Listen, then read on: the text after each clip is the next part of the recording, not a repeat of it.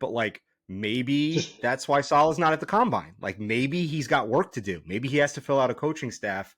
But the point that you're making about Keith Carter keeping his job and Downing keeping his job, and the rumors are pretty heavy right now that that's because of money.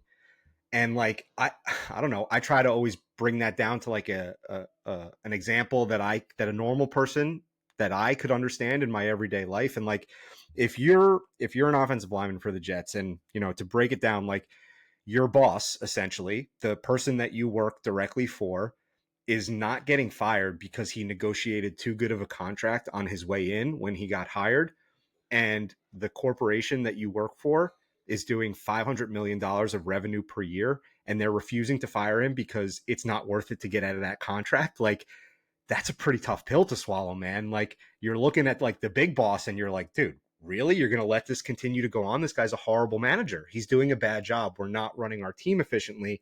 And you're letting it happen because you want to save a couple bucks, even though you're bringing in 500 mil a year. Like, it's a tough look, man. And like, I don't know. I hope that they're able to fill these positions with reasonable candidates.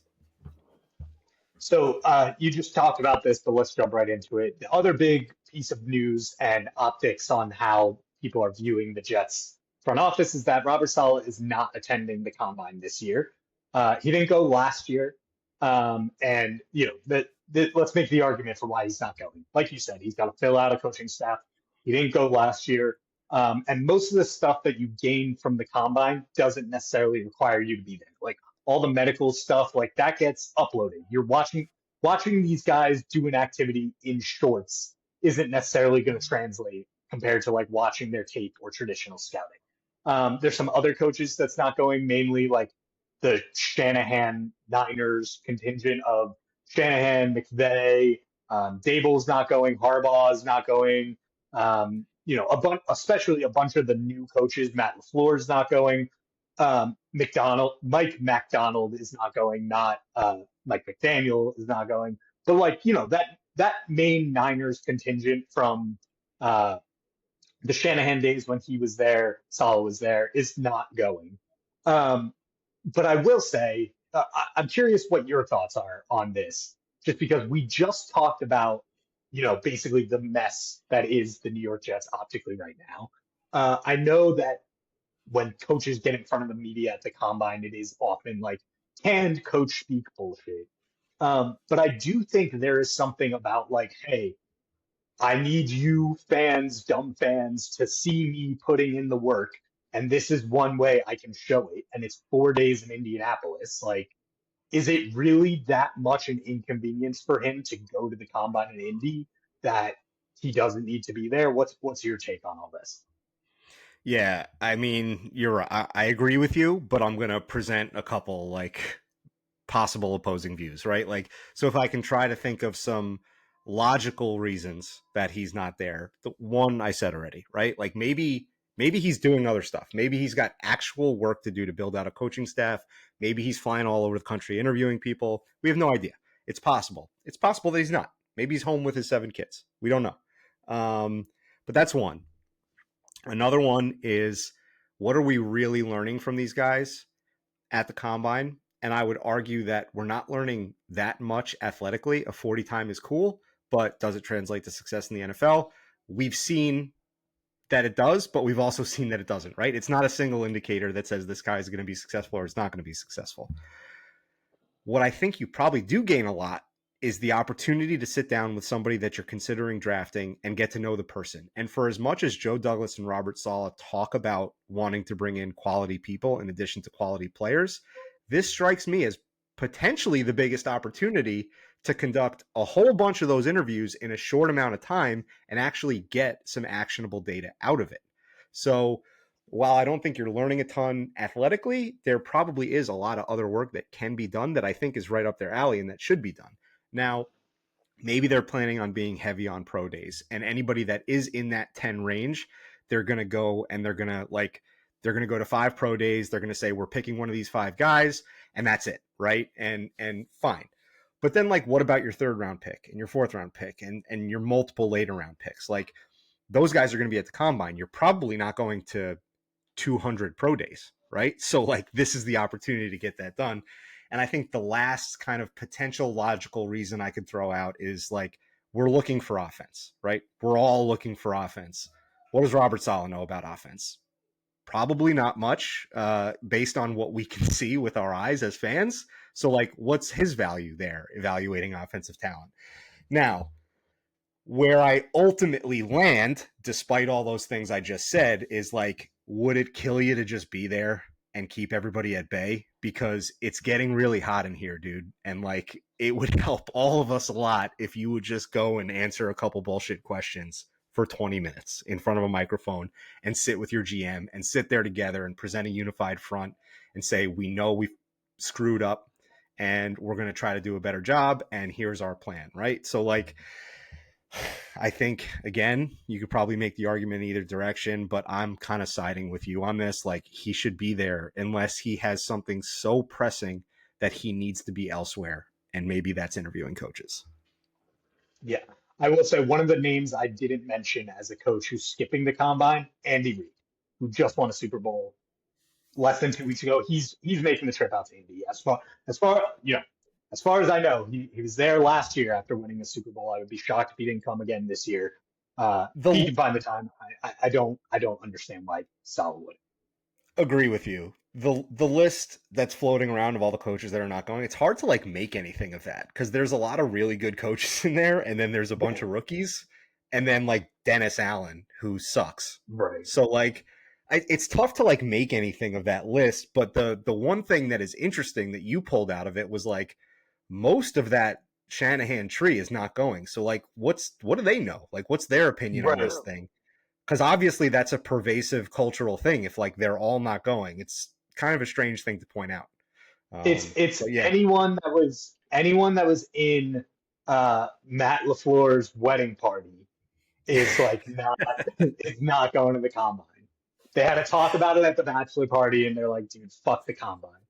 Um, all right, last thing we can quickly touch on before we wrap. The players are recruiting. We got Le GM Sauce, as he calls it, his recruiting name. And I know that we were talking about this before the show, and you and I have different takes on this. So why don't you yell at a cloud real quick about your Sauce take, and then I'll follow it up. What are your thoughts on Sauce's recruiting techniques? yell at a cloud is a good way to put it. I hate when I have old man takes, dude. Like I don't want to be an old man. Like I think of myself as young. I'm not. I'm going to be 37 soon, and like when this old man take stuff sneaks up on me, it hurts my feelings a little bit. But like, look, I like that Sauce is doing it, right? I like that DJ Reed's doing it. I like that they're all doing it. I want them to recruit. I want them to. I just don't want it to happen on Twitter. And maybe that makes me an old man yelling at a cloud. It probably does. But like, I just feel like again, and this is a thing I've brought up on the show a whole bunch of times that like I just don't think as a bad team that we need that level of exposure. Like if this was the Rex era and we were stomping people out and bullying people on the field, like dude, talk your shit. Like do whatever you want to do. Go nuts, be public, be visible.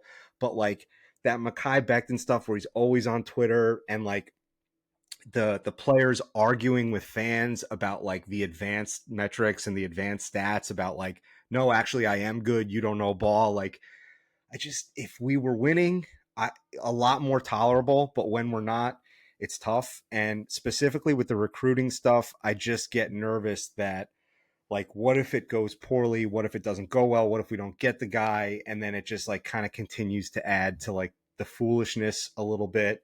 And it just puts us in a bad spot. Does anything I just said have any real impact on anything? Probably not. I'm like I said, it's an old guy take. I'm probably being overly sensitive, and it probably has no bearing on anything. Like I'm aware of that, but when I see it on Twitter, my gut reaction that I can't control is like, man, like just call the guy up directly, go to his house, fly to where he's at, take him out to dinner, tell him why you want him to come here and win a Super Bowl with Aaron Rodgers, and then go home and don't tell us about it because I want you to do it. I just want you to do it kind of a little bit more delicately and in private. So that's my take. Like I said, I'm sorry for the old guy stuff. Boo. Um, Yeah, no, I mean, talk your shit, Sauce. I'll say two things. One, or three things. One is that Matt Judon last year was like as loud a recruiter as you could be. I don't really remember the Pats landing anyone, and I also don't remember it being like that big a deal that Matt Judon was like openly recruiting for people and not getting free agents. Like in the end, it kind of just like became a nothing thing in the Twitter sphere. I know the Patriots are different than the Jets, but like I think I can calm your fears there. Secondly, I think in today, two things. I think in today's day and age, this is just like the way of the world. Like young athletes are, hit people up on Twitter or like I guess yeah, you could slide in the DMs, but there is a wave of getting Jets fans and community building that Sauce specifically has captured that is like I think will have an impact on like yo, if all these Jets fans are like last year I think Dalvin Cook mentioned that all these Jets fans were in his mentions and like it helped when he was deciding between Miami and New York. Now, on the field, that ended up being a detriment. But off the field, like it's clear that rallying a bunch of people by doing something publicly can have an effect one way or another.